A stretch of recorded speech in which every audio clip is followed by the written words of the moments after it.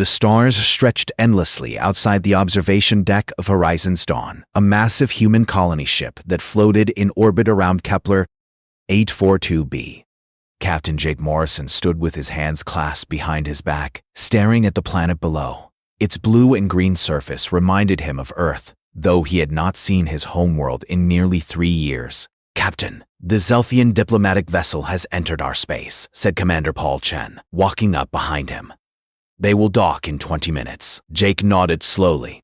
20 minutes until his life changed forever. The peace treaty between humanity and the Zelthian Empire had been signed 3 months ago, ending decades of Cold War that had nearly turned hot on several occasions.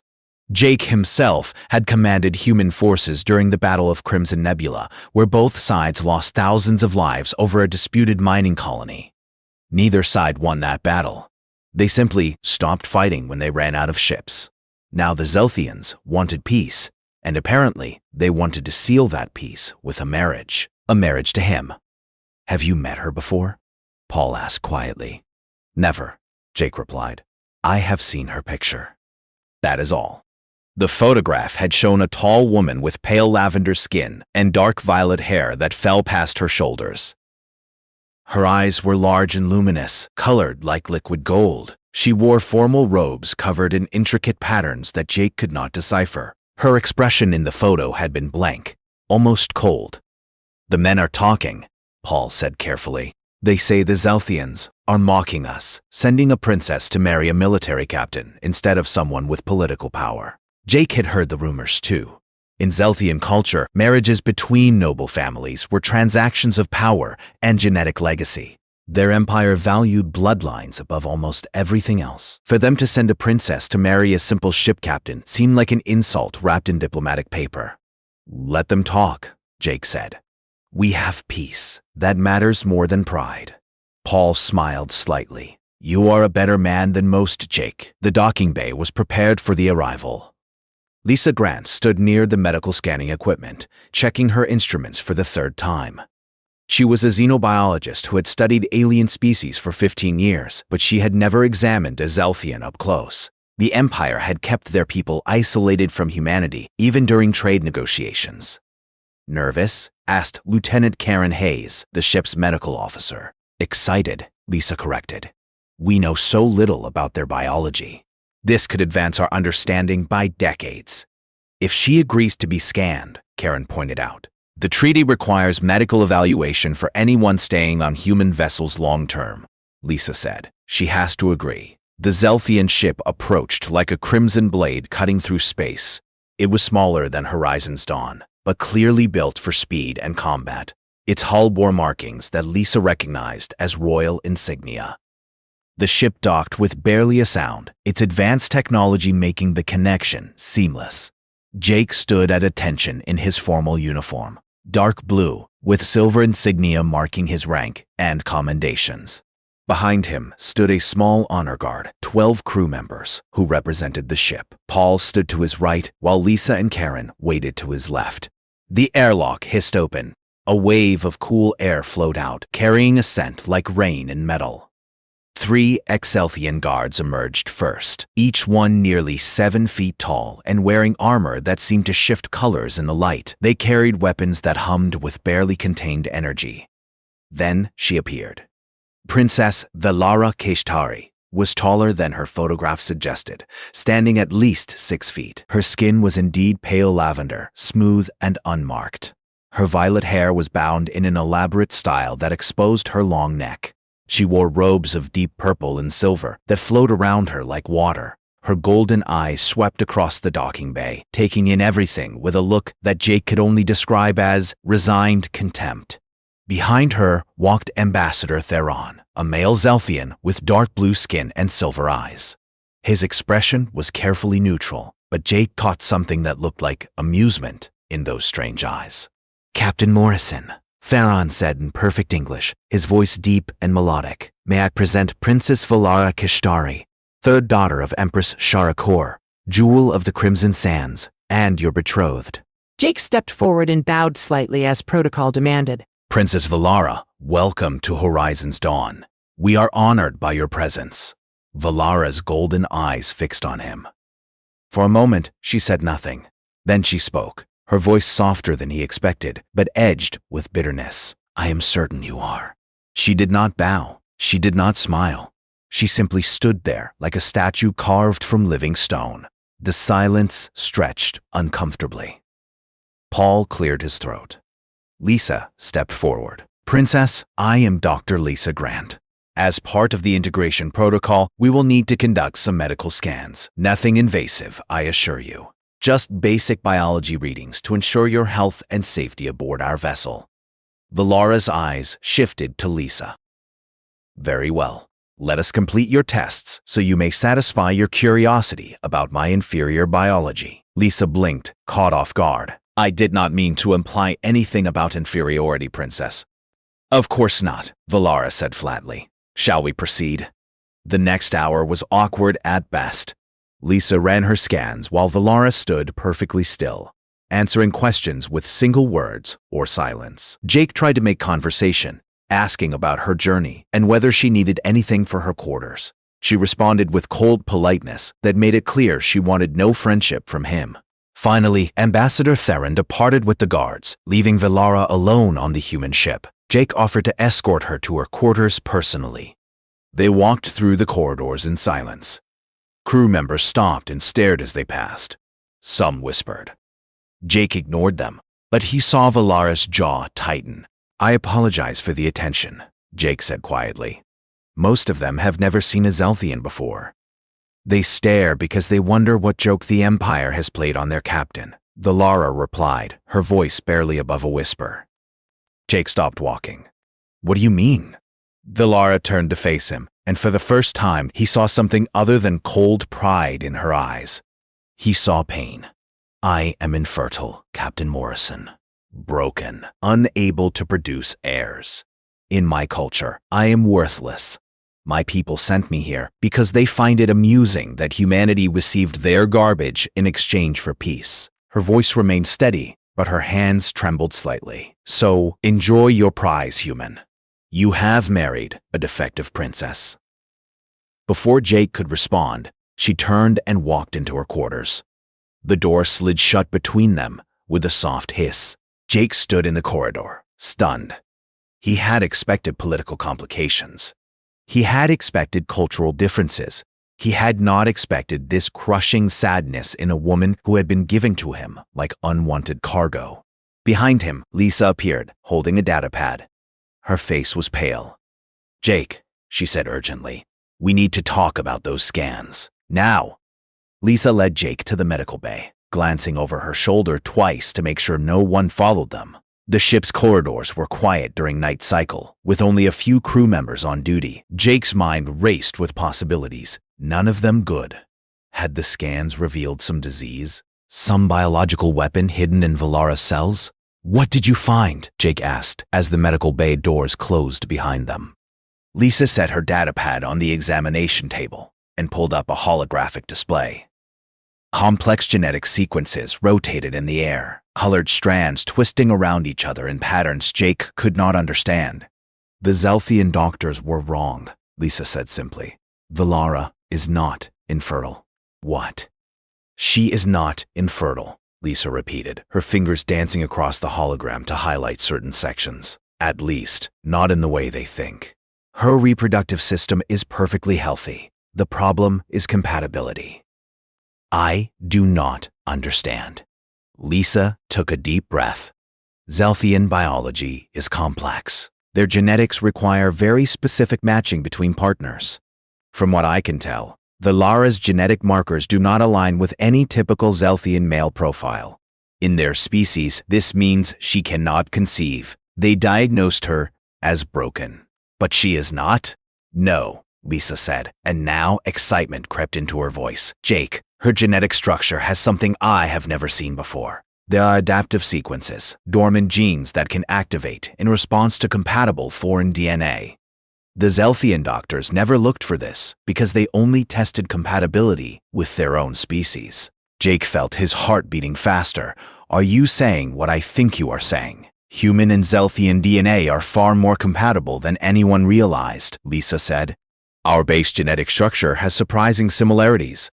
And Valara's adaptive sequences, they align almost perfectly with human genetics. Specifically, she paused, meeting his eyes, specifically with your genetic profile. I ran a compatibility test using your medical records. The match is nearly 90%. The words hung in the air between them. Jake sat down heavily on the examination table, trying to process what he had just heard. She could have children, he said quietly. Human children. Our children, hybrid children, Lisa corrected. They would carry genetics from both species. I cannot predict exactly what traits they would inherit, but yes, theoretically, you and Valara could have biological children together. Does she know? Not yet. I wanted to talk to you first. Lisa turned off the hologram. Jake, this is bigger than just you and Valara. If this is true, if humans and Zelthians can produce viable offspring, it changes everything. The political implications alone could reshape the entire treaty. Jake stood up and paced across the medical bay. His mind spun with the implications. Valara believed herself worthless, sent away by her people as a cruel joke, but she was not broken. She was simply meant for something different. Someone different. I need to tell her, Jake said. Be careful, Lisa warned. This information could be dangerous in the wrong hands. If the Zelthian High Council finds out, they might see it as a threat. And our own government might try to use it as a political tool. She deserves to know the truth about herself. Lisa nodded, slowly. Yes, she does. But Jake, think carefully about what comes next. If you two decide to pursue this, it will cause an interstellar incident. Jake looked at his friend, one step at a time. First, she needs to know she is not broken. The next morning, Jake requested a private meeting with Valara. She agreed, though her message back was formal and cold. They met in the ship's botanical garden, a large room filled with plants from Earth and various colony worlds. The air smelled of soil and growing things. Valara stood near a section of purple flowers from one of the outer colonies. She wore simpler robes today, dark blue, without the elaborate decorations. Her hair hung loose around her shoulders. She looked younger this way, less like a frozen statue, and more like a person. Captain, she said without turning around. You wished to speak with me? Please, call me Jake, he said, walking to stand beside her. We are going to be married. Formality seems excessive. Very well. Jake, she spoke his name carefully, as if testing how it felt. What do you want? I want to tell you something, Doctor, Grant discovered in your medical scans. Now Valara turned to face him. Her golden eyes were guarded. If you are concerned about disease, I assure you I carry nothing contagious. The Zelthian Medical Corp is very thorough. It is not about disease, Jake said gently. It is about your diagnosis, about being infertile.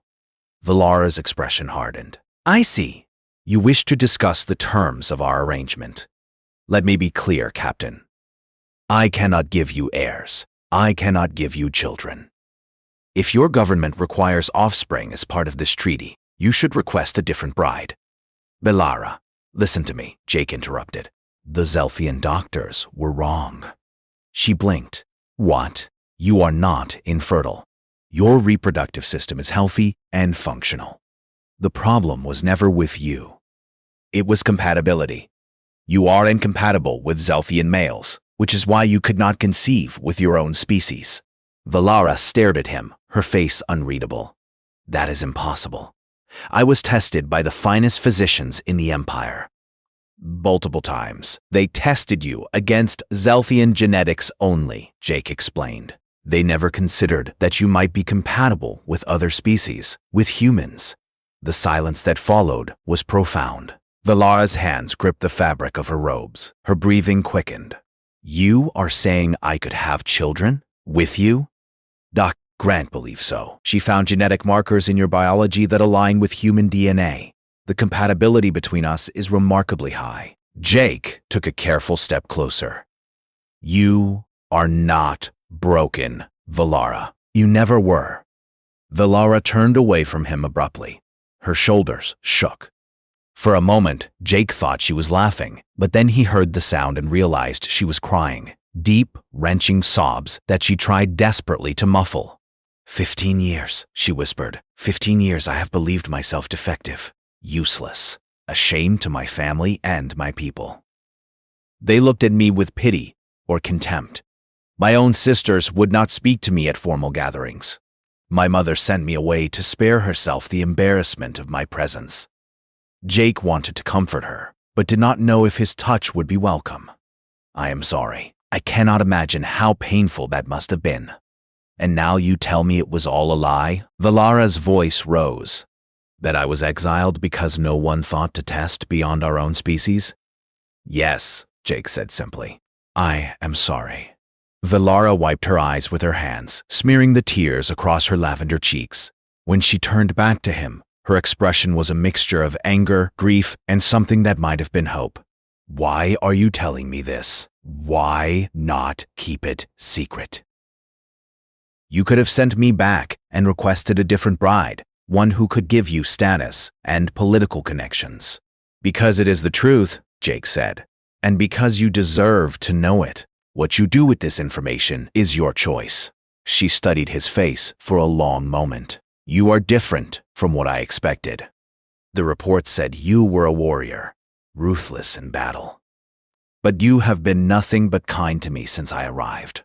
War and kindness are not opposites, Jake said quietly. I fought because I had to. I prefer peace. Valara walked closer to him, stopping just an arm's length away. She was taller than him by several inches, but somehow she seemed vulnerable in that moment. If what Dr. Grant says is true, if we could have children together, it would cause chaos. The Zelthian High Council would never accept it. They would call it contamination, abomination. I know. Your own government might see it as a political opportunity. They would use us, probably. And yet you told me anyway? Jake met her golden eyes steadily. You deserve to know the truth about yourself. Whatever happens next is something we decide together. No one else. Valara reached out slowly and touched his face with her fingertips. Her skin was cool and smooth. You are a strange man, Jake Morrison. So, I have been told. She smiled then, the first real smile he had seen from her. It transformed her entire face, making her look almost radiant. I need time to think about this, she said. This changes everything I believed about myself, about my future. Take all the time you need. As Valara left the garden, Jake stood among the flowers and wondered what he had just set in motion. Somewhere on the ship, Ambassador Theron was likely filing reports. And somewhere across the stars, the Zelthian High Council sat in their halls of power, completely unaware that their cruel joke was about to become something far more significant than they could have imagined. 3 months passed like a gentle tide. Valara and Jake spent their days learning about each other, carefully building something that looked like friendship and felt like more. She taught him words in her language, the flowing syllables that sounded like music. He showed her human films and introduced her to coffee, which she declared both terrible and addictive. The crew of Horizon's Dawn watched the transformation with quiet approval. Valara began smiling more, laughing at jokes during shared meals in the dining hall. She walked through the corridors with her head high, not from pride, but from genuine confidence. Jake found himself thinking about her constantly, the way her eyes caught the light, the sound of her voice when she was excited about something. They did not speak about children or the future. They simply existed together, two people finding comfort in unexpected places. But secrets have a way of revealing themselves. Dr. Lisa Grant ran her scans every 2 weeks as part of the ongoing medical monitoring. It was during the 6th checkup that she noticed the changes. Valara's hormonal levels had shifted dramatically. Her body temperature had increased by 0.7 degrees, and there, on the medical scanner, was unmistakable evidence. Lisa's hands shook as she ran the scan 3 more times. Each result showed the same thing. Valara, Lisa said carefully, when was the last time you and Jake were intimate? Valara's lavender skin darkened with what might have been a blush. 2 weeks ago. Why? Is something wrong? No, Lisa said, and then laughed despite herself. Nothing is wrong. Everything is very, very right. Valara, You are pregnant. The words seemed to freeze in the air. Valara sat perfectly still on the examination table, staring at Lisa as if she had spoken in an unknown language. That is not possible, Valara whispered. It is not only possible, it has happened. Lisa turned the scanner screen so Valara could see. These readings show early-stage pregnancy, about 2 weeks along, which matches your timeline. Your body is adapting beautifully to carry a hybrid child. Valara's hand moved to her stomach, pressing against the flat surface, as if she could feel the life growing inside. Tears formed in her golden eyes. I am going to have a baby, she said, her voice breaking. After 15 years of believing it impossible, I'm going to have a baby. Lisa smiled. Yes, you are. Congratulations. Does Jake know? Not yet. I wanted to tell you first. Lisa's expression grew serious. Valara, we need to discuss what happens next. This pregnancy will not stay secret for long. Ambassador Theron will find out. The Zelthian High Council will find out. We need to be prepared for their reaction. Valara nodded slowly, wiping her eyes. They will be furious. They will call it corruption. They may even demand that I return home and terminate the pregnancy. Can they force you to do that? I do not know. I am still technically Zelthian royalty, subject to their laws. Valara stood up, her hands still resting on her stomach.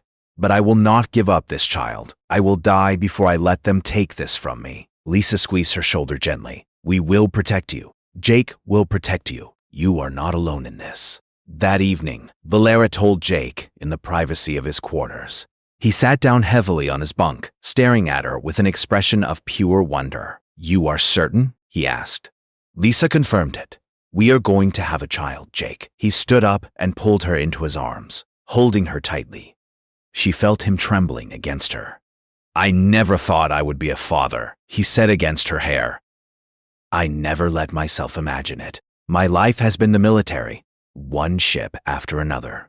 Are you happy? Valara asked quietly. I am terrified, Jake admitted, and happier than I have ever been in my life. They held each other in the dim light of his quarters, savoring the moment before the storm they both knew was coming.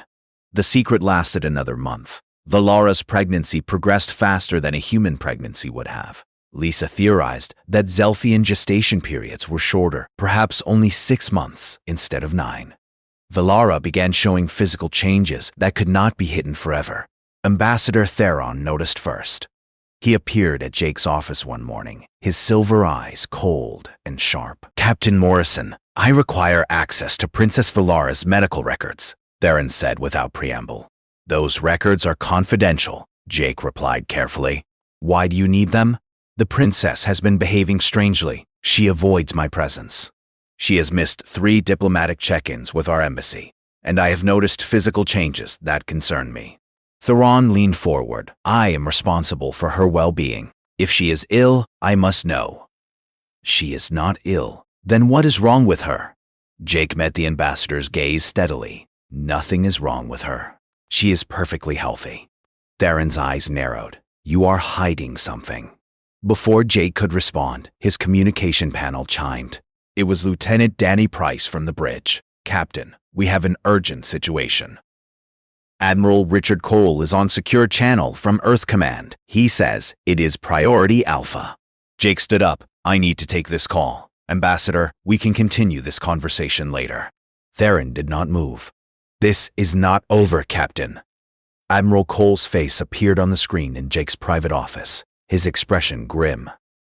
The Admiral was a veteran of 40 years, with gray hair and scars that told stories of battles long past. Captain Morrison, we have a problem, Cole said without greeting. Intelligence intercepted communications from the Zelthian embassy on New Terra. They are aware of Princess Valara's condition. Jake's blood ran cold. How? Apparently, Ambassador Theron filed a formal inquiry with their medical corps 2 days ago. They ran analysis on medical data he had access to from her initial boarding scans and compared it to standard protocols. They figured it out. Cole rubbed his face. Jake, the Zelthian High Council has called an emergency session. They are calling the pregnancy an abomination and a violation of the treaty terms. The treaty says nothing about pregnancy, Jake said angrily. They are claiming that hybrid offspring was never discussed or approved. They want Valara returned to Zelthian space immediately. Cole paused. And they want the pregnancy terminated. Absolutely not. I will not allow that. I did not think you would, Cole said quietly. Earth Command is prepared to support you. But Jake, this could mean war. The Zelthians are sending a battle fleet to Kepler 442b. They will arrive in 72 hours. Jake felt the weight of the situation settling on his shoulders. What are my orders, sir? Protect Princess Valara at all costs. The scientific community has gone wild over this pregnancy. If human and Zelthian genetics are truly compatible, it represents the greatest biological discovery in human history. More than that, this child could be a bridge between our species. Cole's expression softened slightly. But beyond all the politics and science, Jake, that is your child, your family. I would not expect any man to surrender his family to appease politicians. Thank you, sir. Horizon's Dawn is a colony ship, not a warship. I am dispatching the carrier Valiant and 3 destroyers to your position. They will arrive in 60 hours. Until then, you need to hold out. Cole leaned closer to the screen. And Jake? Make sure Princess Valara knows that Earth stands with her. She is under our protection now. The transmission ended. Jake sat alone in his office, feeling the full weight of what was coming. In 72 hours, Zelthian warships would arrive. They would demand Valara's return. They would threaten war over a child not yet born. He touched his communication panel. Jake to Valara. Please come to my office. We need to talk. When Valara arrived, he told her everything. She listened in silence, her hand resting protectively on her stomach, where a small swell was now visible. So it has begun, she said when he finished. The Zelthian Empire cannot tolerate the idea that their discarded princess found value elsewhere. They would rather destroy me than admit they were wrong. I will not let them take you, Jake said firmly. I will not let them hurt our child. Valara crossed the room and took his hands in hers. You understand what you are risking? Your career, your ship, the peace treaty, possibly your life. I understand. Then we face this together, Valara said. Let them come. Let them see that I am no longer the broken princess they threw away. I am a mother, and I will fight like a Zelthian warrior to protect my child. Jake pulled her close, and they stood together in his office, while outside the viewport, the stars burned cold and distant, and somewhere in that darkness, a fleet of warships turned toward them, with weapons ready and fury in their hearts. The next 2 days were a blur of preparation. Commander Paul Chen coordinated with the crew to reinforce Horizon's Dawn's defensive systems. The colony ship was never meant for combat, but it had shields and basic weapons for protection against pirates. Against a Zelthian battle fleet, those defenses would be like paper against fire. Jake stood on the bridge, watching the tactical display. Red markers showed the approaching Zelthian fleet, still 40 hours away. Blue markers represented the human ships racing to assist, still 60 hours out. The math was simple and terrible. For 20 hours, Horizon's Dawn would stand alone against an enemy that wanted to take Valara by force. Captain, incoming transmission from the Zelthian flagship, Lieutenant Danny Price announced. It is Empress Sherakor herself.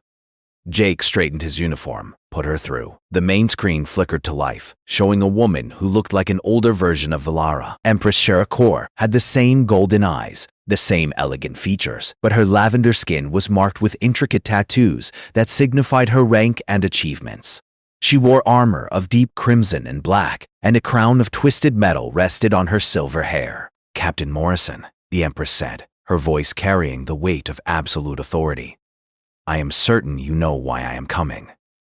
Your Majesty, Jake replied, keeping his tone respectful but firm. I believe there has been a misunderstanding. There is no misunderstanding. My daughter carries a hybrid child, a mixture of Zelthian and human genetics that was never authorized by treaty. This pregnancy violates the terms of our agreement and threatens the purity of the royal bloodline. With respect to your Majesty, The treaty contains no provisions regarding pregnancy or offspring. Princess Valara is legally my wife under both human and Zelthian law. The child she carries is legitimate. The Empress's eyes flashed with anger. Do not lecture me about legitimacy, human. I know the law better than you ever will. My daughter was sent to you because she was deemed unfit to carry Zelthian children. Now you have corrupted her biology with your inferior genetics. Inferior? Jake felt his own anger rising but forced it down. Your Majesty, Princess Valara was never unfit. Your physicians simply never tested her compatibility with other species. She is healthy, and the pregnancy is proceeding normally. There is no corruption, only life. You know nothing of our culture, Sherakor said coldly. Valara has shamed herself and her family. She will return home, and the pregnancy will be terminated. This is not a request. I cannot allow that. Then you choose war. The transmission ended abruptly. Jake stood staring at the blank screen, his hands clenched into fists. Behind him, Paul cleared his throat. That went well, Paul said dryly. Before Jake could respond, the door to the bridge opened and Valara entered. She had been listening from the observation room. Her face was pale, but determined. My mother always was direct, Valara said quietly. She walked to stand beside Jake, looking at the tactical display. She will not negotiate. She cannot afford to appear weak in front of the High Council. There has to be a way to reach her, Jake said. Valara shook her head. You do not understand. My mother sent me away to spare herself embarrassment. For years, I represented her greatest failure as Empress. She could not fix me, so she removed me. Now, I return pregnant by a human, proving that I was never broken at all. This makes her look foolish, weak. She will not tolerate that. She is your mother, Jake said. Surely she cares about you more than politics. In Zelthian culture, the Empress serves the Empire first. Family comes second. Valara's voice was sad but steady.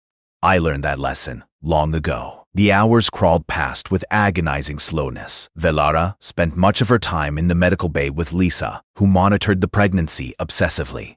The baby was developing faster than expected, already showing a strong heartbeat on the scanners. Lisa took samples and ran tests, documenting everything for posterity. If something happens to us, Lisa told Jake privately, at least the data will survive. Other scientists can learn from this. Nothing is going to happen, Jake said firmly, though he was not sure he believed it. On the second day, a new transmission came through.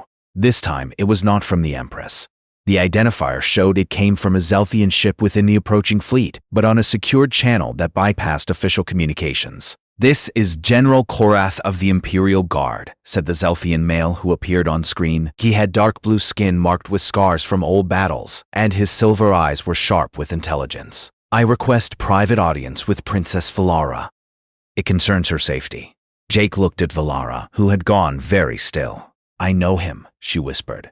Korath was my mother's closest friend since childhood. He commanded her personal guard before she became Empress. If anyone can reach her, it is him. They arranged a meeting on neutral ground, a small diplomatic station that orbited Kepler 442b. Jake, Valara, Paul, and Lisa took a shuttle there, accompanied by 6 armed guards. The station was abandoned except for them and the Zelthian delegation. General Korath arrived with only 2 guards, a sign of good faith. He was massive, even by Zelthian standards, easily 7.5 feet tall, with armor that had clearly seen decades of service. When he saw Valara, his stern expression softened. Little Star, he said, using what was clearly a childhood nickname. You have grown, General Korath, Valara replied formally. Why have you come? To speak truth that cannot be spoken in the Empress's throne room. Korath dismissed his guards, and Jake did the same. Only the core group remained in the station's small meeting room. Korath sat heavily, his armor creaking. The Empress is torn, Princess. She sent you away years ago to protect you from the shame of your condition. It broke her heart, but she saw no other choice. The High Council would have demanded harsher punishment. Punishment for being unable to conceive. Valara's voice was bitter. I committed no crime. In their eyes, you failed your duty to the bloodline. The council wanted you imprisoned or exiled to the outer colonies. Your mother negotiated this marriage treaty, partially to save you, to give you a life away from their cruelty. Korath looked at Jake. She researched you thoroughly, Captain. She knew you were a good man. She hoped you would treat her daughter with kindness. Jake felt his understanding shift. The marriage was not meant as an insult. No, it was meant as mercy. Flawed mercy, perhaps, but mercy nonetheless. Korath turned back to Valara. Now you carry a child, and the Empress faces an impossible choice. If she supports you, the High Council will call her weak and may attempt to remove her from power. If she stands against you, she loses her daughter forever. What would you have me do? Valara asked. Give up my child to save her political career? No, Korath said firmly. I would have you fight, and I would have you give your mother a reason to fight beside you. Lisa leaned forward. What kind of reason? Korath pulled out a data device and set it on the table. I have been investigating since I learned of your pregnancy. I contacted the Royal Medical Archives secretly. Princess Valara, you are not the only member of the royal family, declared Infertile with Zelthians. Valara stiffened. What? Your mother had 2 other children before you. Both were declared unable to conceive and were quietly sent away to avoid scandal. The Empress has been hiding this shame for 30 years. Korath activated the device, showing medical records. But if your pregnancy succeeds, if human Exalthian hybrids are viable, then perhaps those others were not broken either. Perhaps hundreds or thousands of Zelthians declared infertile could find new hope with human partners. The implications hit Jake like a physical blow. This could change everything. Yes, Korath agreed, but only if the pregnancy succeeds. Only if you survive the next 18 hours until human reinforcements arrive. He looked at Valara with something like affection. Your mother loves you, little star. She always has. But she is also Empress, and she cannot show weakness. Give her a reason to be strong in your defense. Show her this is not about one pregnancy, but about hope for thousands of her people. How? Valara asked. Make a broadcast. Speak directly to the Zelthian people, not to the High Council. Tell them your story. Tell them about the years of shame and isolation. Tell them about discovering you were never broken, only different. Tell them there is hope. Korath stood. The Empress cannot ignore the will of her people. If enough Zelthians rally to your cause, she will have the political strength to defy the High Council. Paul frowned. That is a huge gamble. It could backfire completely. All of this is a gamble, Korath said. But it is the only play we have. I will give you access to broadcast on Zelthian frequencies. What you do with it is your choice. After he left, the group sat in silence. Finally, Valara spoke. He is right. This is bigger than just me and my baby. If we succeed, we offer hope to everyone who has suffered as I did. She looked at Jake. I want to make the broadcast. Are you sure? Jake asked. Once you do this, there is no going back. Valara placed her hand on her stomach, where their child grew. I am sure. Let my people hear the truth. Let my mother see that I am not ashamed of what I have become, and let the High Council face the consequences of their cruelty. Jake took her hand. Then, we do this together. As they prepared to return to Horizon's dawn, Jake looked out at the stars and wondered if Valara's words would be enough. In 16 hours, the Zelthian fleet would arrive with weapons ready. Either Empress Shara Kor would stand with her daughter, or she would stand against her. Everything depended on what happened next. Valara stood in the communications center of Horizon's dawn, dressed in simple robes of white that made her lavender skin seem to glow. Her violet hair hung loose around her shoulders, and her hand rested on the visible swell of her stomach. Lisa had applied minimal cosmetics, wanting Valara to look natural and honest. This was not a political speech. This was testimony. Jake stood behind the camera with Paul and Lisa, watching as Lieutenant Danny Price established the broadcast connection. General Korath had provided the access codes. In moments, Valara's face would appear on screens across the Zelthian Empire, from the throne world to the furthest colony. We are live in 3, 2, 1, Danny said, pointing at Valara. She took a deep breath and began to speak. My name is Valara Keshtari, third daughter of Empress Sharakor. Many of you know me as the princess who was sent away in shame, the defective one, the broken daughter who could not fulfill her duty to the bloodline. Her voice was steady and clear. For 15 years, I believed that story. I believed I was worthless because I could not conceive children with Zelfian males. I endured isolation, pity, and contempt. I watched my sisters marry and bear children while I stood alone, a reminder of genetic failure. Valara paused, her golden eyes looking directly into the camera. But I was never broken. The finest physicians in the Empire tested me only against our own species. They never considered that my biology might be compatible with others. When I came to live among humans, their doctor discovered the truth. I am not infertile. I am simply different. She moved her hand across her stomach. I am 4 months pregnant with a human Exelfian hybrid child, the first of our kind. She let that statement hang in the air for a moment. The High Council calls this an abomination. They demand I return home and terminate my pregnancy. They say I have contaminated the royal bloodline. But I ask you, my people, what is the greater contamination? A child born from love and compatibility? Or a system that discards anyone who does not fit a narrow definition of perfection? Valara's voice grew stronger, more passionate. I am not the only one who suffered. Thousands of Zelfians have been declared infertile and cast aside. Families have been broken. Lives have been ruined. But what if we were never broken? What if we simply needed different partners? The genetic compatibility between humans and Zelfians opens a door to hope for everyone who thought they could never have children. She stepped closer to the camera. I will not give up my child. I will not return to a society that values political purity over truth and compassion. I stand here with my human husband, Captain Jake Morrison, and I declare that our child represents not corruption, but evolution, not weakness, but strength. The future is not about keeping bloodlines separate. It is about building bridges between them. Valera's eyes glistened with tears, but her voice remained firm. To everyone who has been told they are defective, I say this: you are not broken. To everyone who has been cast aside, I say this: you have value. And to the High Council, I say this: your cruelty ends now. The universe is changing, and you can either change with it or be left behind in your halls of empty tradition. The broadcast ended. Valara sagged slightly, and Jake moved forward to support her. She leaned against him, trembling. Did I do well? She asked quietly. You were perfect, Jake said. The response was immediate and explosive. Within an hour, messages began flooding in from across the Zelfian Empire. Some were hateful, calling Valara a traitor and demanding her execution, but far more were supportive.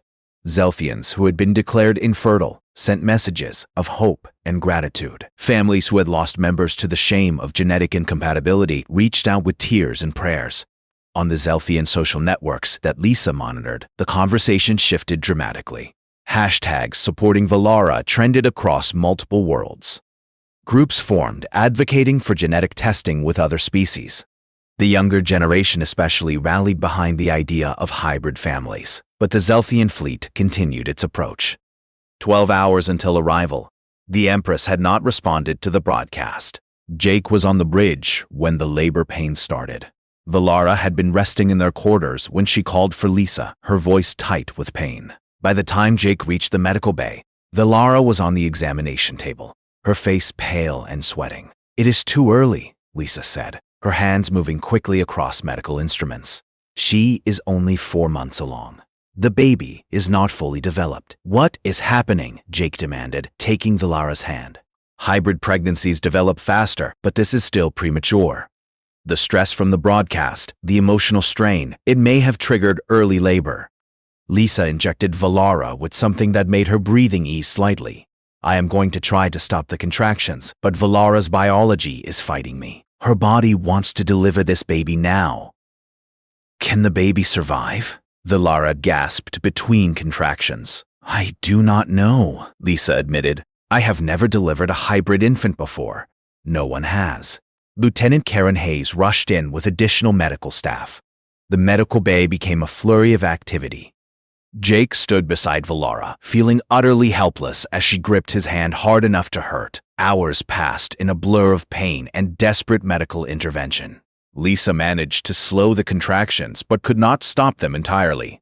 Valara's Zelthian biology was accelerating the birth process in ways that human medicine could barely influence. On the bridge, Paul watched the tactical display with growing anxiety. The Zelthian fleet had arrived and taken a position around Horizon's Dawn. Weapons were charged but not yet firing. The human reinforcements were still 8 hours away.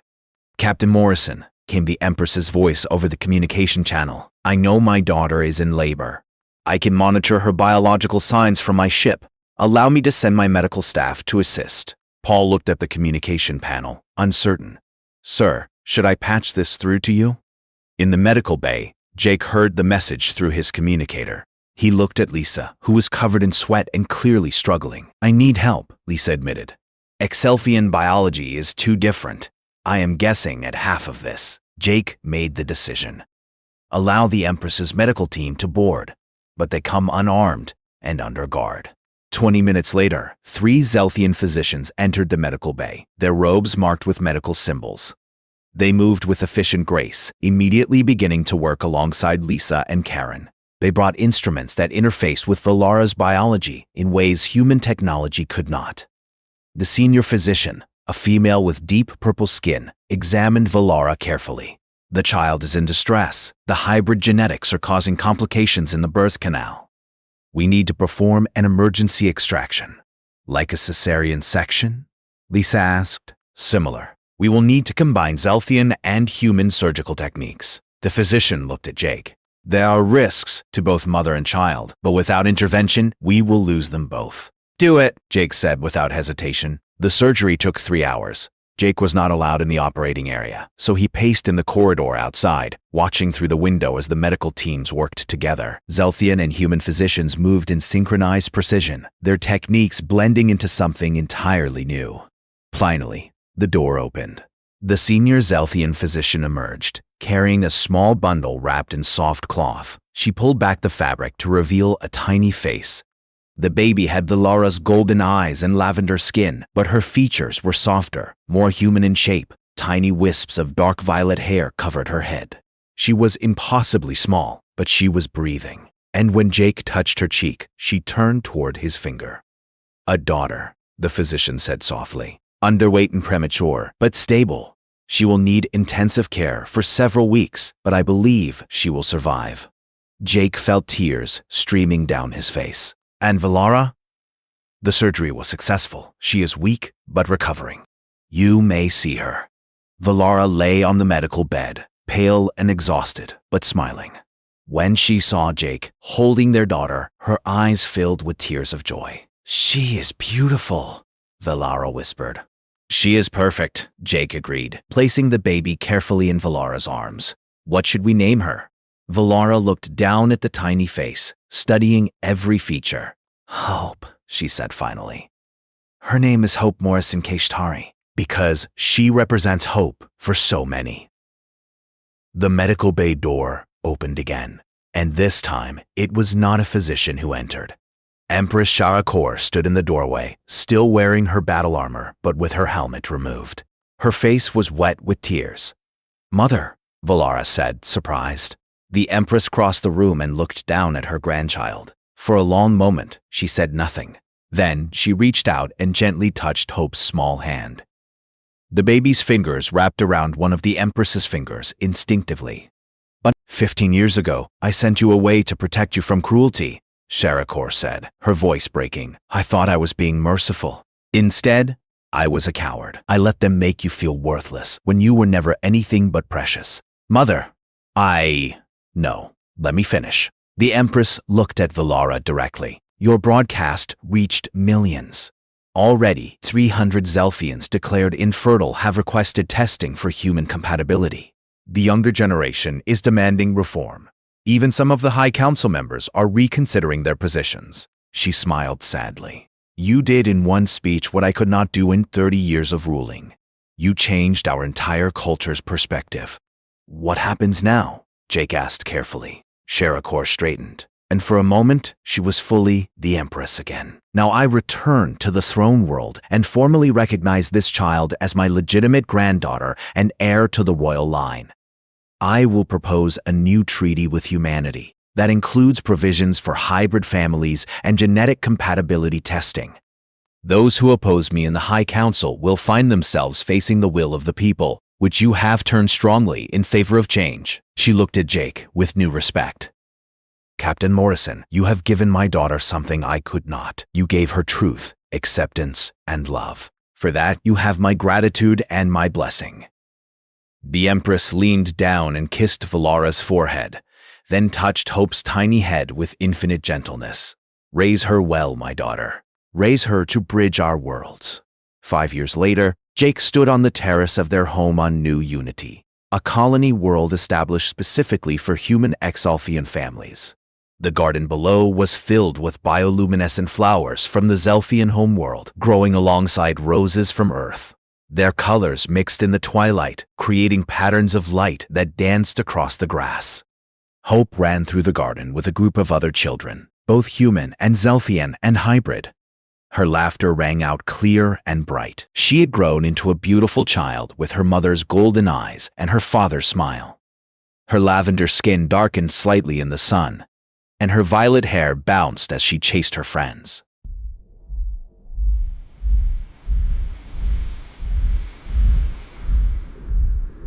Valara came to stand beside Jake, slipping her hand into his. She wore simple clothes now, no longer the formal robes of a princess. She served as co-administrator of New Unity alongside Jake, helping hundreds of families navigate the complexities of hybrid life. She is happy, Valara observed, watching their daughter play. She is loved, Jake corrected. That makes all the difference. In the sky above, ships came and went freely between human and Zelfian space. The treaty Empress Sharakor negotiated had held for 5 years, growing stronger each year as more hybrid families formed. The cruel traditions that had caused so much suffering were slowly being dismantled, replaced by acceptance and curiosity. Hope came running up to the terrace, her face flushed with excitement. Papa, Mama, come see. We built a house for the glowbugs. Jake and Valara followed their daughter into the garden, where children of two species worked together on their small creation. And as the twin suns of New Unity set on the horizon, painting the sky in shades of gold and crimson, Jake thought about how far they had all come from that first awkward meeting in the docking bay. What the Zelfian High Council meant as a cruel joke had become the foundation of a new future. And their daughter, Little Hope, played in a garden where two worlds grew together, proving every day that love and acceptance could transform even the deepest wounds into something beautiful.